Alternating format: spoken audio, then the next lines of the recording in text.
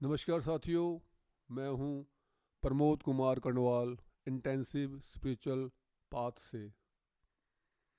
अधिकांश साधक कहते हैं भगवान दिखाई तो देते नहीं हैं, फिर भक्ति कैसे हो सकती है। मगर ये नहीं देखते कि हमें तो आदत पड़ गई है दृश्यमान जगत को देखने की।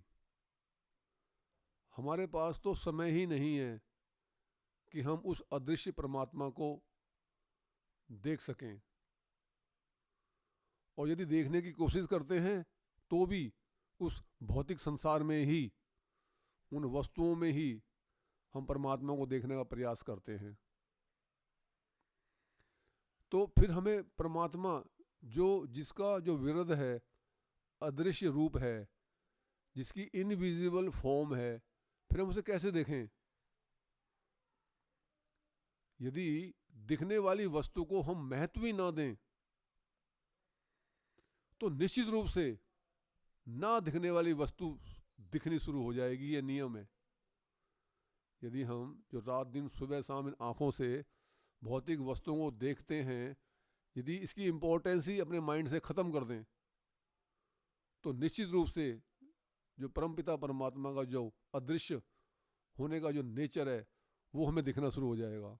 दिखने से अभिप्राय ये है कि परमात्मा का एहसास होना शुरू हो जाएगा, क्योंकि परमात्मा सही मायने में दिखते नहीं है। इस भौतिक आँख से परमात्मा दिख नहीं सकते, क्योंकि परमपिता परमात्मा पंच तत्व से परे हैं। यदि किसी साधु संत ने परमात्मा को देखा है तो परमात्मा ने पहले उनको दिव्य चक्षु दिए हैं ताकि वो उनके वास्तविक रूप को देख सके। हम अपने इन फिजिकल आई से उस परमात्मा को नहीं देख सकते हैं। परमात्मा की प्राप्ति के लिए संसार की किसी भी भौतिक वस्तु की हमें जरूरत है ही नहीं, बल्कि हमने जो संग्रह करके रखा हुआ है उसके मानसिक त्याग की जरूरत है। क्योंकि हम प्रारंभ में भगवान के घर का त्याग करके आए हैं और संसार को पकड़ लिया है। अब हमें संसार का त्याग करके भगवान को वापस पकड़ना है, बैक टू दी पेविलियन के लिए रिवर्स गियर लगाना है। लक्ष्य को प्राप्त करने के लिए त्याग का खेल बड़ा महत्वपूर्ण है, क्योंकि भगवान के घर के त्याग से ही हमने ये खेल शुरू किया था। अब संसार के त्याग से ही ये खेल हमने खत्म करना है, और उसी से ये होगा जिसके लिए हमारा मन बड़ा उत्तरदायी है। इस हमारे मन ने ही इस पूरे संसार को पकड़ा हुआ है। मन के मते न चालिए, मन के मते अनेक, जो मन पर असवार है सो साधु कोई एक। हमें अपने मन को निरंतर प्रभु के चरणों में समर्पित करना है।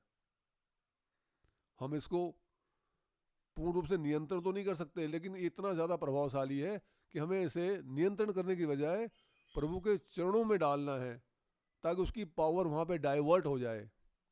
फिर हम देखेंगे कि दिल्ली दूर नहीं है। यदि आपको संदेश ज्ञानवर्धक लगता है तो आप वीडियो को लाइक, कमेंट तथा शेयर कर सकते हैं। चैनल को सब्सक्राइब भी कर सकते हैं, ताकि आगे आने वाली सभी वीडियो का नोटिफिकेशन आपको मिलता रहे। गुरु भगवान सबका कल्याण करें।